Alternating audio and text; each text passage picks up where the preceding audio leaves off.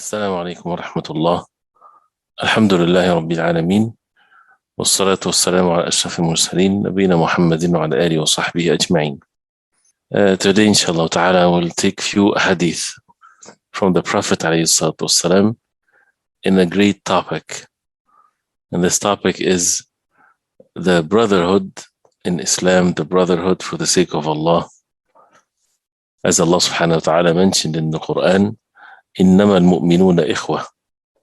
إنما المؤمنون إخوة, which means indeed the believers are nothing but brothers. So this is such a powerful part of a verse that shows that the believers are nothing but brothers. If they are believers, therefore they are brothers. Brothers for the sake of Allah subhanahu wa ta'ala in the deen of Islam, and therefore there are rights to be observed as a result of that, and it's all part of al-iman, part of one's faith. So and usually people are, they are brothers because they share with in birth one of their, either the father or the mother, and the brotherhood in matters of deen is much higher and much stronger than the brotherhood that is without a choice of a person. And this is always the case. Anything of virtue that a person has a choice in to have or to be upon, this is of a higher level of virtue than something that happens by default or by necessity. So therefore the brotherhood for the sake of Allah subhanahu wa ta'ala is something that is of a higher level, and this is the highest level of matters of al-iman, as the Prophet ﷺ said. So as far as hadith, there are so many hadith that states this, and a hadith also that shows how the companions radiallahu anhum, they came from different backgrounds. They even were enemies before the deen of Islam, and after they became Muslims, they gave the best examples of how to practice this brotherhood for the sake of Allah, and that happened because of their iman, as we said. So it's not something that they exerted themselves so much to be or to do some acts that shows their brotherhood for the sake of Allah, but rather it's because of their strong iman. This was since it's part of an iman. The Prophet ﷺ, he said, and this is again are so many hadith about this. You would find the word akhi or his akh, his brother, and this is so many in the hadith of the Prophet ﷺ talking about a Muslim towards another Muslim, and how the Muslim is al-Muslim akhul Muslim, as the Prophet ﷺ stated. So this is the first hadith, which the hadith is in Sahih al-Bukhari and Muslim, where the Prophet ﷺ, he said, لا تحاسدوا ولا تناجشوا ولا تباغضوا ولا تدابروا ولا يبع بعضكم على بيع بعض وكونوا عباد الله إخوانا. And then the Prophet ﷺ said, المسلم أخو المسلم لا يظلم ولا يخذل ولا يحقر. And there's continuation to the hadith. First of all, 6 things the Prophet ﷺ forbade by saying لا تحاسدوا. That means do not have envy towards one another. Al-hasad is to envy, is to wish for the loss of a favor of Allah from the one that you envy. And this is an evil act for a person to have this attitude, which is an action. Even if a person doesn't take the means to do that, just the fact that this is present in one's heart, that a person would see a brother that has something, that Allah subhanahu wa ta'ala gave him something of goodness, matters of dunya, matters of deen, and he would wish truthfully for that person to lose it. It makes him happy that that Muslim brother does not have this favor of Allah. So this is al-hasad.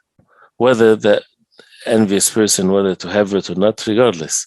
So the Prophet ﷺ said, لا تحاسدوا, and this is a subject by itself. ولا تناجشوا.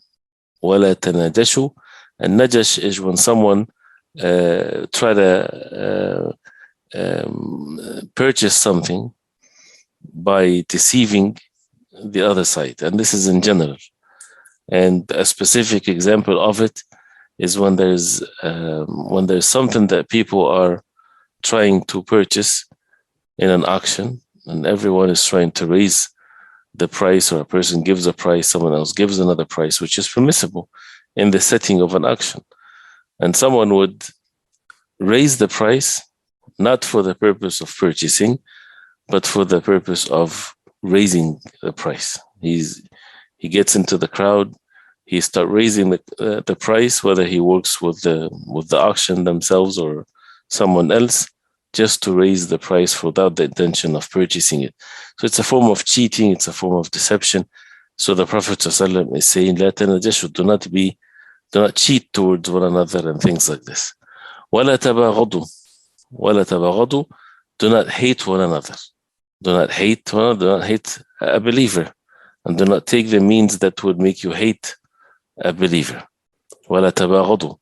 ولا تدابروا. تدابروا is to literally is to give your back to someone, and physically it's forbidden, and also the non-physical meaning of it. That means do not turn away from one another as a way of boycotting one another, not talking to each other, especially if it's for silly matters of dunya or misunderstanding or things like this. ولا يبع بعضكم على بيع بعض, and do not يبع, buying or purchasing on one another, meaning you don't go to when someone is purchasing something, for example, from a store or from a person, and someone else walks in or steps in and he says, come to me, I'll give it to you with a cheaper price. That's not permissible. That's not permissible. Even if a person is in the state of bargaining, it's not permissible to do that. And the same thing when it comes to matters of khitbah, the matters of being engaged for marriage and so on. So after all of these things that the Prophet ﷺ forbade the believers, and he said, وَكُونُوا عِبَادَ اللَّهِ إِخْوَانًا. Be, O slaves of Allah, brothers. That means what's mentioned before, it negates the fact that people are brothers. Brothers, they don't do that to one another. So وَكُونُوا عِبَادَ اللَّهِ إِخْوَانًا. And also the meaning of kunu, that means be. That means there's actions to be done for people to be brothers for the sake of Allah. Then the Prophet ﷺ said, Al-Muslimu akhul Muslim. The Muslim is the brother of a Muslim. This is a fact. Al-Muslim akhul Muslim. لا يظلم ولا يخذله. Therefore, he does not wrong him, does not treat him with injustice. And ولا يخذله, that means he doesn't let him down. So if a Muslim is seeking something from you and you have the means to help, do not let him down.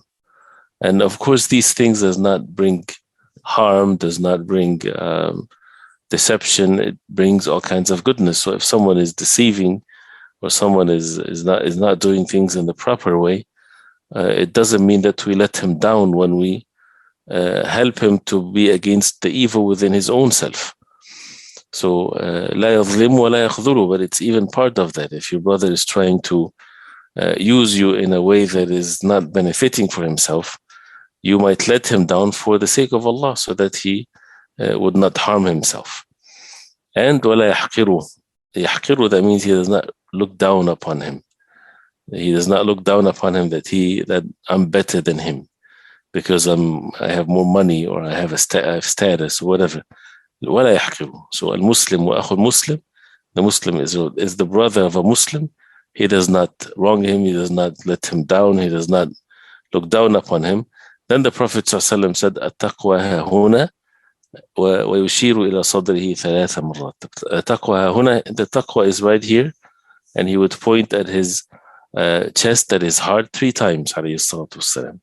Then he says, بحسب امرئ من الشر أن يحقر أخاه المسلم كل المسلم على المسلم حرام دمه وماله وعرضه. بحسب امرئ من الشر, which means it is sufficient evil in a person, that means he is full of evil, just to, if he يحقر أخاه المسلم, which means when he ridicule or when he look down upon another Muslim. أن يحقر أخاه, his Muslim brother. كل المسلم على المسلم حرام. All of the Muslim upon the other Muslim is haram. دمه وماله وعرضه. His blood, his wealth, and his honor and dignity. So this is how the Prophet ﷺ mentioned of how the person is to, when it comes to his Muslim brother. The brotherhood for the sake of Allah. And as we all know the hadith, that the least gesture or the sign of goodness from one to the other, this is part of the ma'ruf, part of the goodness, part of the charity, is to smile to one another. As the hadith of the Prophet ﷺ, لا تحقرن من المعروف شيئا. Do not belittle, and تحقرن is like ولا يحقروا. Do not belittle, as it says, do not belittle a Muslim.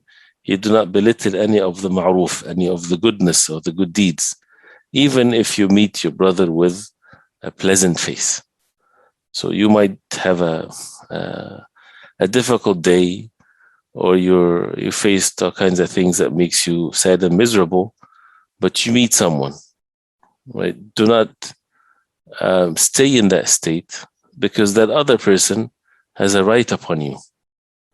And this is something, may Allah subhanahu wa ta'ala forgive us. To those who are closest to us, they have more rights in this than those who are away from us. We might be, when people, for example, go to work or they meet people in the masjid or so, they might, yes, they put a smile on their face, even if they're not feeling that much pleasant on that day, which again, it's something that should be done. Some people, they don't even do that. So it's the right of the other Muslims that you smile, you face them with a pleasant face, because it has its effect on a person, right? And you see what happens when someone comes and meets you and he's frowning at your face. It doesn't give you a pleasant feeling. It might even change your own mood. So this is not just for the strangers or the ones that you meet once in a while, but the ones that deserve this from the person the most are his family, the closest ones to him. This is one of the things that shaitan works on people not to have this. And that's a lot of struggle within oneself, because we tend to be with those who we see all the time, to be at ease with the way that we express ourselves. If we're sad, that they will see that clearly on our face. If we're happy, they would see that clearly also.